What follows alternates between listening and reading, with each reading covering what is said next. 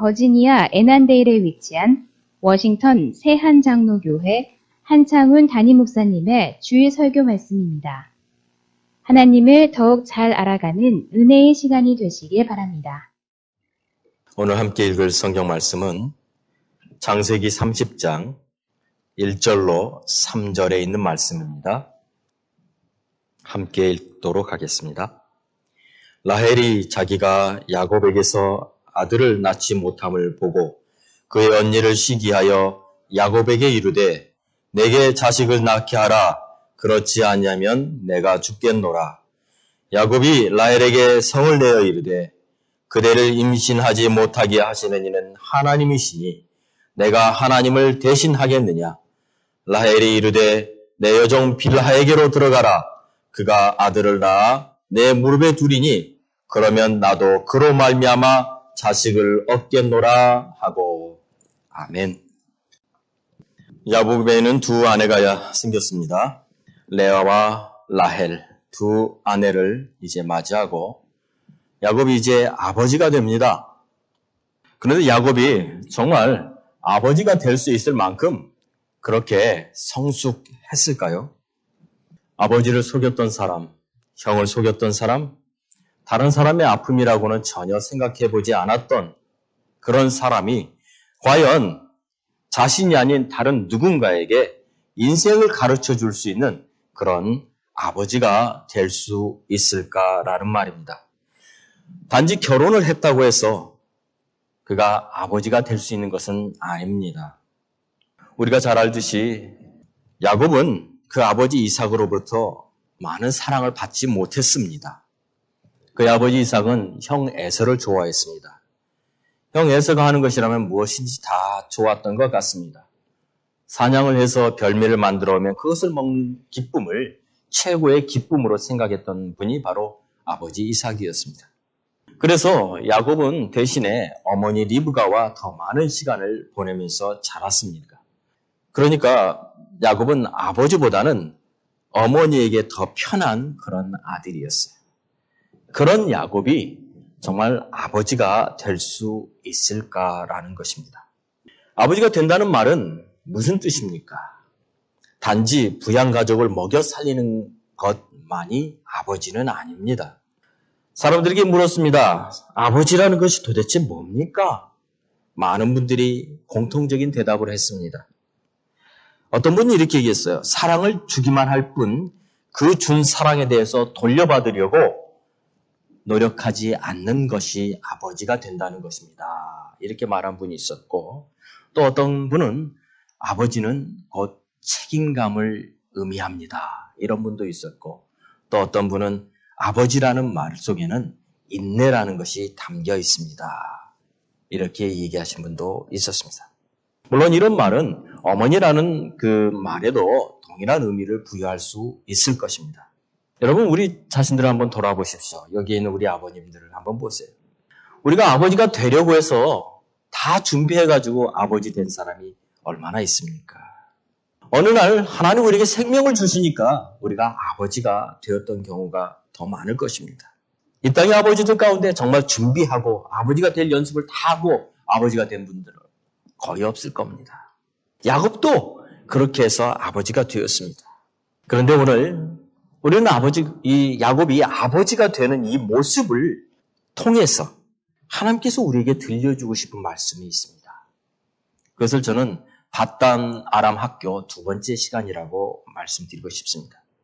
창세기 29장 31절로 35절에 보면 야곱의 첫 번째 네 아들이 태어나는 이야기가 기록되어 있습니다. 루벤, 시몬, 레위, 유다 이 네 아들이 태어나는 이야기들을 우리는 보게 됩니다. 첫 번째 아들 루벤이 태어나자 루벤을 뭐라고 이름 짓습니까? 그 이름의 뜻이 뭡니까? 보라, 아들이다.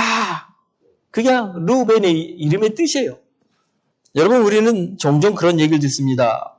어떤 집안에 시집온 며느리가 장손을 기다리는 그 시부모 밑에서 오랫동안 구박을 받으며 시집살이를 합니다. 한 가지 그 며느리에게 소망이 있다면 손주를 낳아주는 거예요. 그러니까 아들을 낳아주는 거예요. 그런데 그게 자기 마음대로 됩니까? 되지 않죠. 그런데 드디어 임신을 하고 아기를 낳았는데 그 아기가 딸일 경우에는 또 한 번 눈물을 흘려야 되죠. 그런데 드디어 아들이 태어나면 그때 보라 아들이다 라고 하는 이 말을 사람들이 쓰면서 그동안 그들이 눈물로 보냈던 그 모든 세월들의 아픔들이 그냥 순식간에 다 씻겨나가는 그런 것을 느낄 겁니다. 아들이다. 그것이 바로 루벤의 이름의 뜻이었습니다. 두 번째 아들 시므온. 시므온은 무슨 뜻입니까? 여호와께서 자신의 사랑받지 못함을 들으셨으므로 이 아들도 주셨다라고 하는 그 뜻으로 하나님 내 고통을 들으셨다. 하나님 내 아픔을 들으셨다라는 뜻으로 시므온이라는 이름을 짓지 않습니까? 세 번째 아들 레이도 역시 이제 3명의 아들이 태어났으니 이제부터는 남편 야곱이 자기와 레아가 지금 말하는 거예요. 자기와 연합할 것이라는 소망이 담긴 이름이 바로 레이라는 뜻이죠. 연합함이라는 뜻을 가진 레이라는 이름입니다. 그런데 사실 레아는 깨달았어요. 아들 셋을 낳아줬어도 남편의 마음이 자기로 돌아오지 않는 거예요. 결국에 그가 깨달은 것은 이제 자기의 모든 사랑은 하나님께 있다는 것을 보게 되죠. 그래서 4번째 아들이 태어날 때 그가 이렇게 이야기합니다. 창세기 29장 35절에 보면 그가 또 임신하여 아들을 낳고 이르되 내가 이제는 여호와를 찬송하리로다 라고 말해요. 무슨 뜻이에요? 지금까지는 아들을 그렇게 많이 낳았어도 남편 야곱의 마음이 자기에게로 돌아오지 않아요. 그렇게 남편 야곱의 사랑을 받고 싶지만 그 사랑은 자기의 동생인 라헬에게 가 있습니다. 그러자 이제는 그의 시각이 바뀌는 거예요. 하나님께로 바뀌는 거예요. 하나님을 찬송합니다.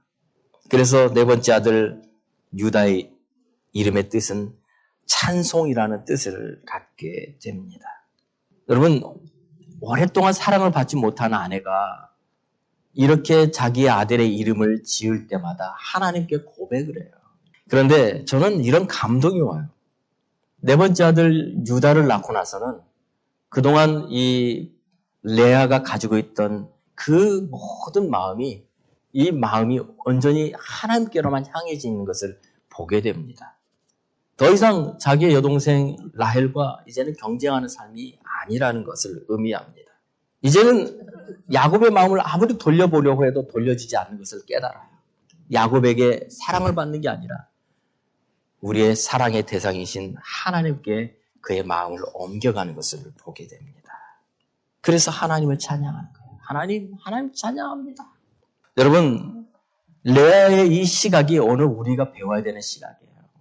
사람들은요, 어떤 환경을 가지고 그 환경 속에서 내가 환경이 좋아지면 행복해지는 것처럼 보이고 환경이 나빠지면 불행해지는 것처럼 보인다고 생각을 해요.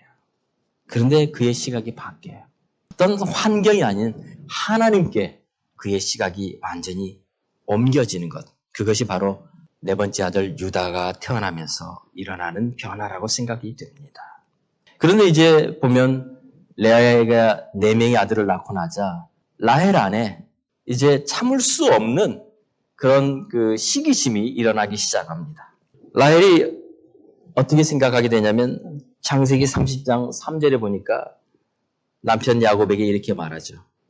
내 여종 빌하에게로 들어가라. 그가 아들을 낳아 내 무릎에 두리니 그러면 나도 그로 말미암아 자식을 얻겠노라 라고 말을 하죠. 여러분 근데 보세요. 지금 자기의 시녀인 빌하를 통해서 이제 아들을 낳고 그 아들을 자기의 아들로 법적인 아들로 인정받기를 원한다라고 말하는데 이것이 잘못된 것이 아닌 것처럼 생각이 되는 거예요. 왜냐하면 이거 잘못된 것이거든요. 그런데 잘못된 것이 아닌 것처럼 느껴지는 이유는 이 집안에 이미 이런 전통이 있었습니다. 바로 누굽니까? 라헬의 할머니인 사라가 아브라함에게서 아들을 낳지 못하자 사라가 자기의 시녀인 하갈을 통해서 이스마엘을 낳지 않습니까? 창세기 16장 2절에 보면 사레가 아브라함에게 이르되 여호와께서 내 출산을 허락하지 아니었으니 원하건대 내 여종에게 들어가라. 내가 혹 그로 말미암아 자녀를 얻을까 하노라라고 말하죠. 이미 이 집안에 잘못된 것이 한번 들어왔어요. 사라를 통해서 이미 대리모라고 하는 것이죠. 자기가 아닌데 다른 사람을 통해서 자녀를 낳게 되는 이 잘못된 전통이 이미 들어왔어요. 물론 당시 고대 근동 사람들은 그렇게 해서 가문의 대를 이어갔습니다. 그러나 그것은 하나님의 방법은 아니었습니다. 결국에 아브라함도 그 이스마엘을 내쫓지 않습니까? 그런데 한번 그 집안에 잘못된 것이라도 들어오게 되면 만약 그것이 영적인 거라면 그 집안에 그건 뿌리를 내리게 돼요. 이것이 영적인 교훈입니다. 혹시 여러분 집안에 어떤 잘못된 것이 오랫동안 집안에 계속 들어와 있는 것을 보게 됩니까? 근데 보면은 그것이 지금 들어와 있는 게 아니고 우리의 조상 때부터, 우리의 선조들 때부터 우리 집안에 들어와 있는 거예요. 예를 들면 그것은 술과 도박과 또는 거짓과 이런 것일 수도 있고 또 다른 어떤 것일 수도 있어요. 그런데 그것이 한번 그 집안에 들어오면요. 그것은 영향력을 갖게 됩니다. 그리고 계속 그 안에서 역사를 해요. 그래서 영적인 대물림을 하지 않기 위해서는 끊어야 되는 거예요. 여러분의 집에 혹시 그런 어떤 여러분들이 느꼈든 느꼈지 않았던 어떤 영적인 그런 것이 들어와 있다면 여러분에 대해서 끊어지기를 바랍니다. 사라가 한번 잘못했습니다. 하갈을 통해서 아들을 낳겠다고 했던 그것이 결국에는 이 집안에 오랫동안 사람들의 생각 속에 있어서 라헬이 자기가 아들을 낳지 못하자 시녀 비라를 통해서 아들을 낳겠다고 하는 생각을 갖게 되었던 겁니다. 라헬도 그래서 이제 비라를 통해서 2명의 아들을 낳습니다. 첫 번째 아들이 태어났습니다. 그러자 뭐라고 말합니까? 하나님이 자신의 억울함을 푸시려고 자신의 호소함을 들으셔서 아들을 주셨다라고 고백하면서 억울함이라는 뜻을 가진 단이라고 하는 이름을 짓습니다. 억울했다는 거예요. 자기의 언니가 자기 남편 가져간 것도 억울하고 자기는 아들 못 낳는 것도 억울하고 하나님 앞에 억울하다라고 말하는 거예요. 그러자 하나님께서 또 비라를 통해서 2번째 아들을 주시죠. 그러자 창세기 30장 8절에 이번에는 뭐라고 말합니까? 라헬이 이르되 내가 언니와 크게 경쟁하여 이겼다. 경쟁하여 이겼답니다. 그래서 그 이름을 납달리라고 짓지 않습니까? 이 라헬이 이 이름을 지어가는 모습과 언니 레아가 이름을 지어가는 모습이 굉장히 다릅니다. 언니는요, 어떤 아이를 낳아도 하나님 앞에 나아가요. 그런데 동생 라헬은요, 그 모습을 보면 자기 안에 있는 감정들이에요, 전부 다. 레아는 이미 동생과의 경쟁이 끝난 것 같은데, 그래서 하나님을 찬송한다고 하는데, 라헬은 아니에요. 계속 언니와 경쟁하면서 사는 거예요. 그러다가 납달리가 태어났을 때, 내가 언니와 경쟁해서 이겼다라는 말로 이름을 납달리라고 짓지 않습니까? 한 남자를 2 자매가 사랑하면 이런 비극이 일어납니다. 그런데 모세의 율법에 보면 이런 것을 금지했습니다. 물론 지금 이 레아와 라헬의 이야기는 모세의 율법이 나오기 이전에 있었던 일이죠. 자, 보면요. 이제 라헬이 시녀 비라를 통해서 2명의 아이를 낳는 걸 보자 언니 레아가 그게 부러워 보였던 모양입니다. 언니 레아도 똑같은 방법을 써요. 자기 시녀를 통해서 또 아이를 낳겠다고 생각을 하는 거예요. 근데 여기서 보면요. 언니 레아는 벌써 4명의 자녀가 있어요. 더 이상 욕심 부리지 않아도 될 것 같은데 근데 계속 또 낳기를 원하는 거예요. 자기가 못 낳으니까 이번엔 시녀를 통해서 낳으려고 그러는 거예요. 이 집안에 있는 이 긴장과 서로 간의 경쟁은 끝이 없는 것처럼 보여집니다. 근데 이제 또 아이를 낳게 되는데 이제 시녀인 실바를 통해서 아이를 낳죠. 근데 참 이 집안은 재미있는 것이 전부 아이들, 사내 아들들만 난다는 거죠. 실바를 통해서 난 첫 번째 아들은 복되도다라는 뜻을 가진 가시라고 이름을 짓습니다. 그리고 또 아들이 태어나니까 이번에는 창세기 30장 13절에 기쁘도다 그러면서 아셀이라는 이름을 짓습니다. 기쁨이라는 뜻이에요.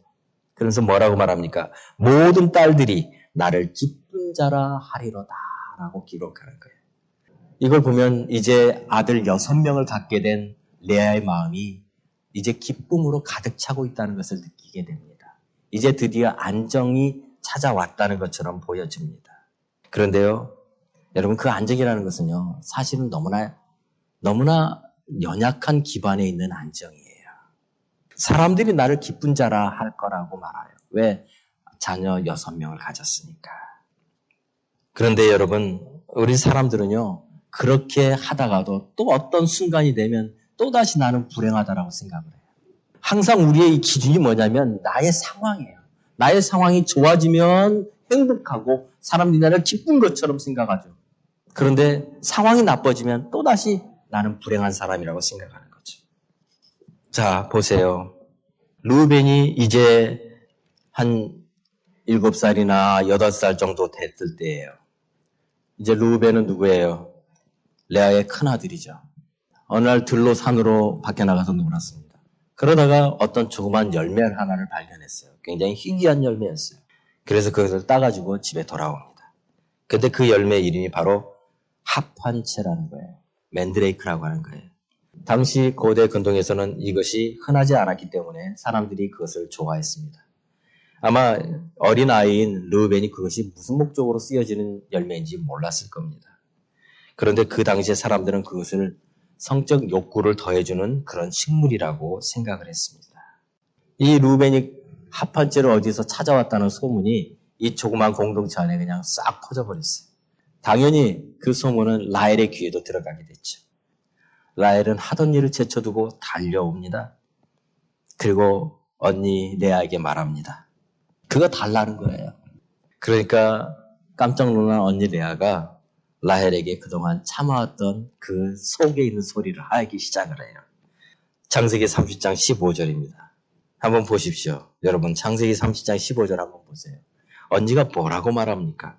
레아가 그에게 이르되 내가 내 남편을 빼앗은 것이 작은 일이냐? 그런데 내가 내 아들의 합한 채도 빼앗고자 하느냐? 이게 지금 그동안 쌓여있던 감정을 다 쏟아낸 이야기예요. 어떻게 네가 감히 내 남편도 뺏어간 사람이 내 아들의 합한 채까지도 가져가려느냐? 그런데요, 라헬이 딱 한마디 하고 그거 가져와 버립니다. 뭐라고 말합니까?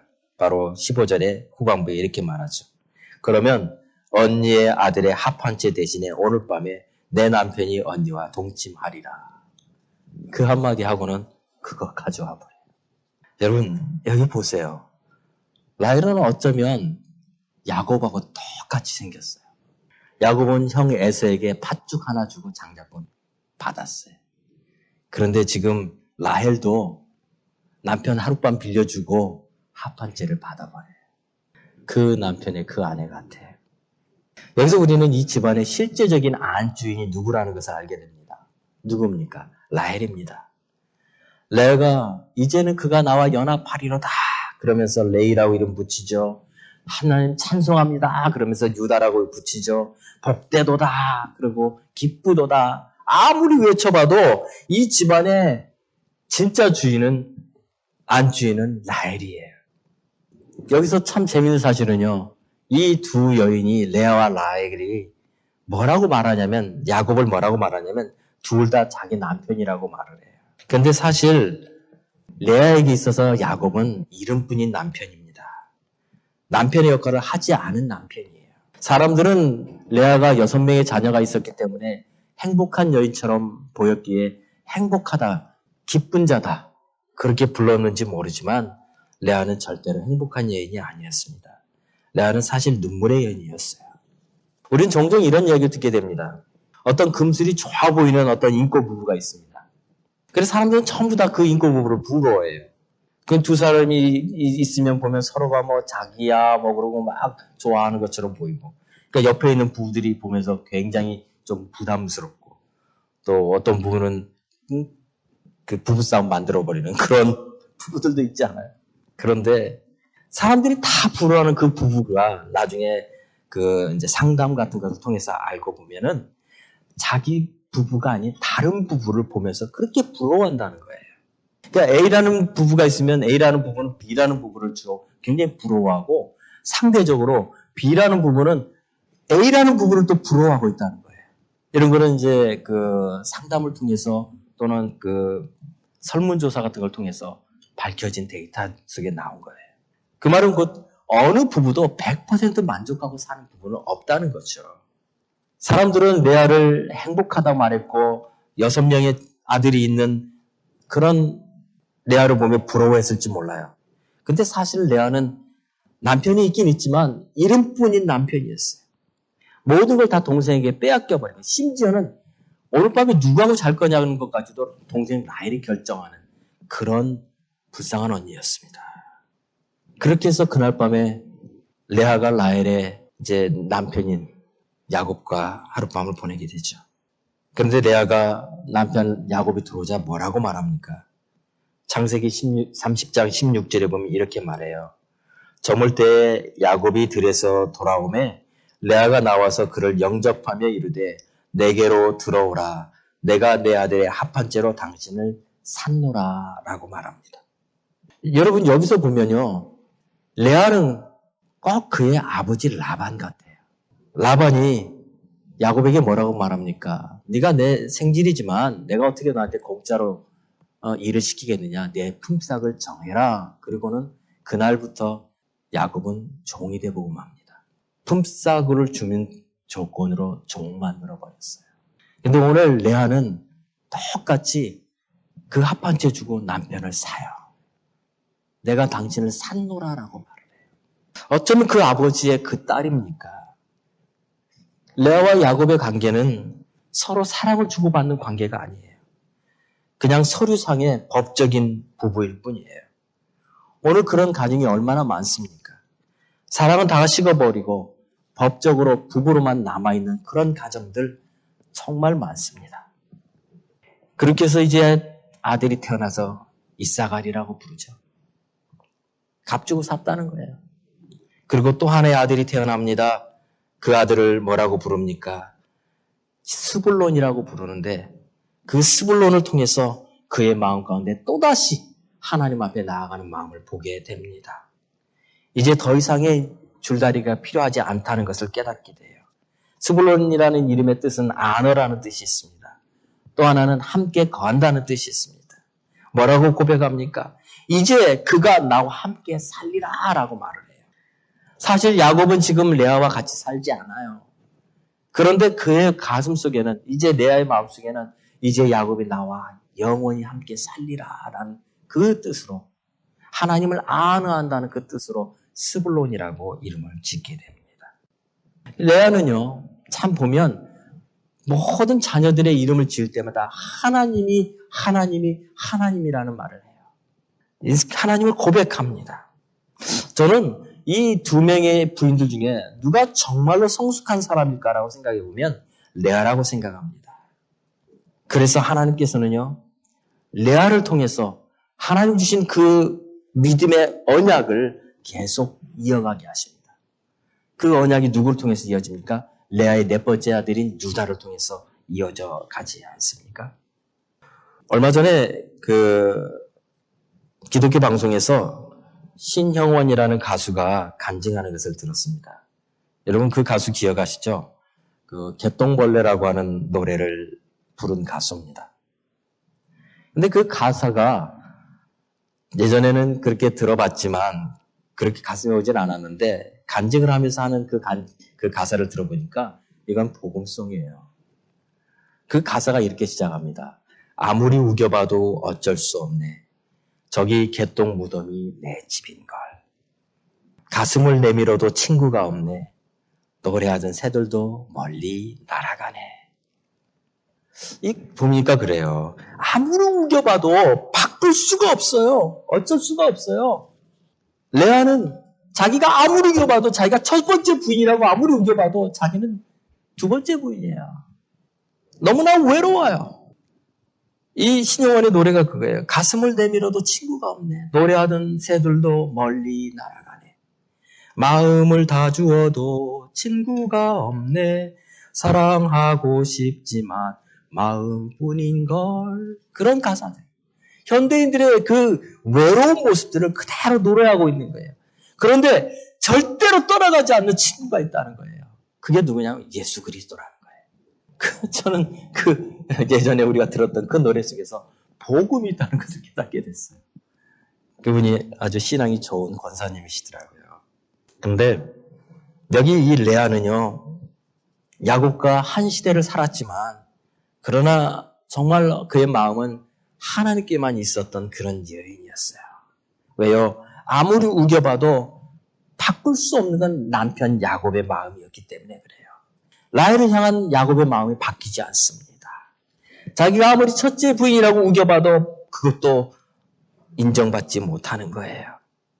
그런데 오직 하나님만이 그를 인정해 주세요.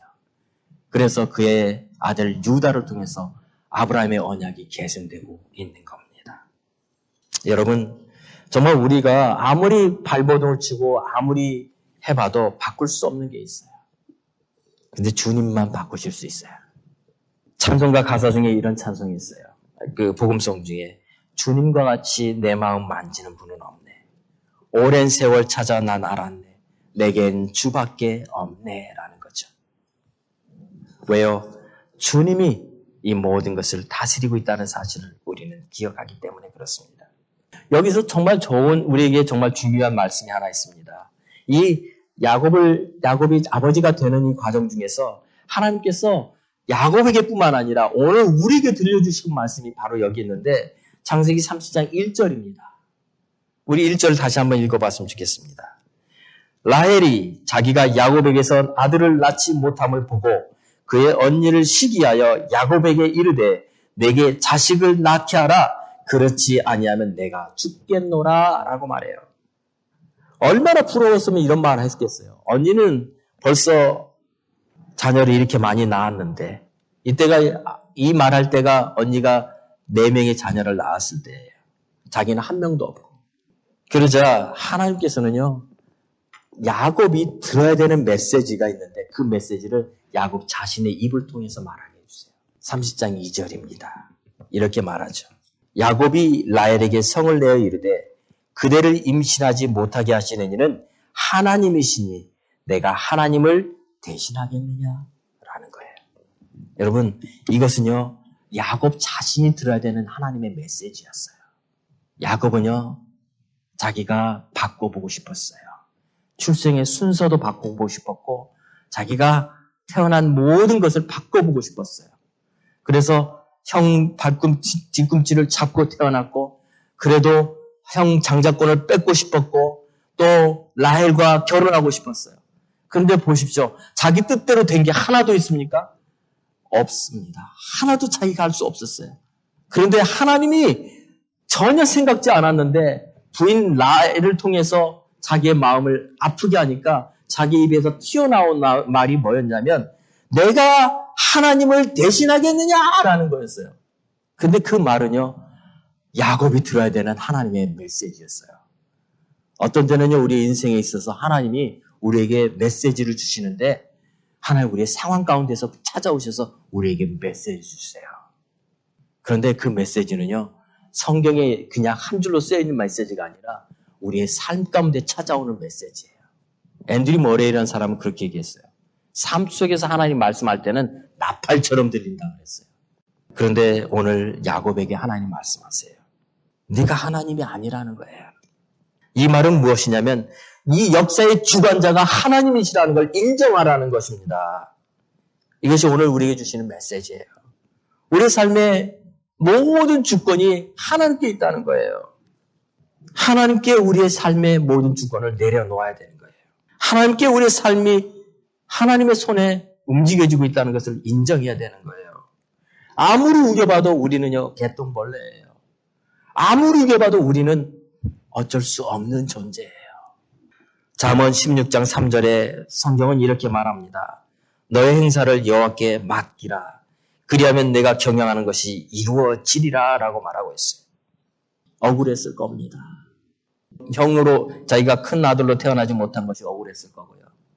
또 아버지의 사랑을 받지 못하는 것도 억울했을 거예요. 역시 라헬도 언니 레아는 저렇게 아들을 잘 낳았는데 자기는 낳지 못하는 것이 억울했을 거예요. 하나님께서는요, 그 억울함을 보십니다. 그리고 그 부끄러움을 씻으십니다. 그래서 하나님이 부끄러움을 씻으셔서 주신 아들이 누굽니까? 요셉이었어요. 요셉의 이름의 뜻이 뭐예요? 내 부끄러움을 씻으셨다는 거예요. 더했다는 뜻도 있어요. 내 아들을 하나를 더 주시기를 원합니다라는 그 뜻으로 요셉이라고 했지만 그러나 그 안에는 부끄러움을 씻으셨다라는 뜻도 들어 있습니다. 우리의 모든 삶의 부끄러움, 우리 삶의 모든 억울함을 풀어주시는 분이 있습니다. 그분은 바로 주님이십니다. 오늘 그분이 우리의 삶 가운데 오셔서 야곱에게 말씀하시는 그 음성을 들려주시기를 원합니다. 이 집안에 들어온 질투와 경쟁과 편애, 이런 모든 것들이 이 가정에 오랫동안 존재했었어요. 보세요. 아버지는 형 에서만 좋아하고 어머니는 야곱만 좋아하고 야곱은 라헬만 좋아하고 라반과 야곱은 항상 서로 딜을 하는 관계였고 이런 경쟁과 시기와 질투가 이 집안에 너무나 오랫동안 있어서 이 집안은 전쟁 중이었습니다. 그런데 우리는요, 이 모든 삶의 주권을 주님께 맡기는 순간 우리의 삶의 초점이 바뀌어지게 됩니다.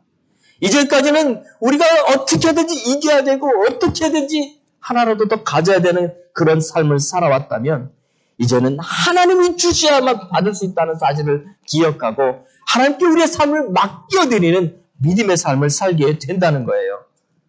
이제는 누구를 이겨야 되는 것이 우리의 삶의 초점이 아닙니다. 우리의 삶의 초점은 하나님을 예배하는 것입니다. 그때 우리의 눈물을 닦으시는 주님의 손길을 보게 됩니다. 우리의 부끄러움을 씻으시는 주님의 손길을 보게 됩니다. 우리의 억울함을 만져주시는 주님의 손길을 보게 되는 겁니다. 하나님은요, 공평하신 하나님이세요. 레아를 보세요. 아들 6명이나 낳았어요. 사람들이 보면 그를 기쁜 자라라고 얘기했어요. 그런데요, 남편 야곱으로부터 사랑을 받지 못했습니다. 반면에 라헬은요, 남편의 사랑을 그렇게 받았어요. 그런데 아들을 못 낳았어요. 요셉이 태어나기 전까지 오랫동안. 하나님은 공평하신 하나님이에요. 하나님은요, 한 사람한테 모든 걸 다 주실 수도 있지만 그러나 그들에게 필요한 것을 주세요. 모든 사람에게 긍휼을 베푸시는 분이 주님이십니다. 사랑하는 성도 여러분, 이제 우리가 이 말씀을 가지고 함께 기도했으면 좋겠어요. 하나님은요, 모든 사람을 긍휼히 여기시는 분이세요. 그 사람들의 안에 어떤 필요가 있는지를 아시는 분이세요. 그런 긍휼히 여기셔서 그 긍휼대로 베푸시는 분이세요. 우리가 오늘 들어야 되는 메시지는요, 하나님께 우리의 주권을 인정하라는 것입니다. 야곱이 하나님께 그의 인생의 주권을 인정하지 않자 결국엔 자기 부인 라헬을 통해서 하나님께 주권을 인정하길 원하는 그 메시지를 들려주십니다. 사랑하는 성도 여러분, 오늘 우리의 삶의 모든 것이 하나님께 있습니다. 하나님 우리의 삶을 주관하고 계신 분입니다. 이것을 믿는다면 하나님을 신뢰하고 믿음으로 걸어가시는 성도들 되셔야 됩니다. 같이 한번 기도하겠습니다. 이 시간 우리 기도할 때 우리 안에 있는 모든 것, 때로는 시기와 질투와 경쟁과 편애와 이 모든 것들 주님의 손에 올려드리며 주님께서 주실 때 진정한 만족이 있다는 사실을 우리가 깨닫게 해달라고. 하나님 우리의 모든 필요를 아시는 분이신데 우리의 모든 필요를 따라 공급하시는 분이신데 공평하신 분이신데 그 하나님의 은혜가 우리의 삶에, 우리의 가정에 넘치게 해달라고 같이 합심으로 기도합시다. 할렐루야. 살아계신 아버지 하나님, 이 시간 주님 기도합니다. 오늘 아버지 하나님이 이 야곱의 가정에 하나님 찾아오셔서 아버지 그들 안에 있는 그 끝없는 경쟁과 질투와 시기 가운데 오늘 하나님께서 우리 가운데 오셔서 하나님 아버지 이 가정을 통해서 역사하셨던 것들을 오늘 우리도 보게 하여 주시고 우리 안에도 아버지 하나님 끝없는 아버지 하나님이여 세상에 아버지 하나님의 갈등들이 있을 것이고 또 하나님 우리 삶 가운데 부딪히는 어려움 때문에 오는 고통도 있을 텐데 우리 하나님 찾아오셔서 우리의 삶 가운데 역사하시는 주님의 손길을 보게 해주시기를 원합니다. 우리 아버지 하나님 여호와께 맡기라. 너의 행사를 여호와께 맡기라. 그리하면 내가 경하는 것이 이루리라고 말씀하신 이 말씀처럼 우리 삶의 모든 걸 주님께 맡겨드릴 수 있는 믿음의 사람들 되게 하여 주시옵소서. 아버지 하나님 정말 하나님을 신뢰하고 하나님 우리 인생의 주관자이신 것을 날마다 인정하며 주님께 순종하며 믿음으로 걸어가는 우리 성도들 되게 하여 주옵소서. 살아계신 아버지 하나님 감사합니다. 아버지 오늘 봤던 아람 학교 두 번째 시간을 통해서 아버지 하나님 라헬이 그리고 레아가 서로가 정말 이 야곱의 사랑을 받기 위하여 그렇게 애쓰는 모습을 통해서 오늘 우리가 하나님께서 우리에게 주신 그 사랑을 다시 한번 보게 해주시기 원합니다. 하나님 우리를 긍휼히 여기시는 분이시며 공평하신 분이시며 또 우리의 삶 가운데 모든 것을 주관하고 계신 분인 것을 다시 한번 인정하는 이 귀한 시간 되게 도와주옵소서. 모든 영광 주님께 드리며 예수님의 이름으로 기도하옵나이다. 아멘. 이 말씀을 들으시고 하나님을 더욱 잘 알기 원하시는 분은 가까운 교회를 방문하시거나 6901 콜럼비아 파이크에 소재한 워싱턴 세안장로교회를 방문해 주시기 바랍니다. 또는 전화 703-333-3123 이메일 church@wshpc.org로 연락 주시기 바랍니다.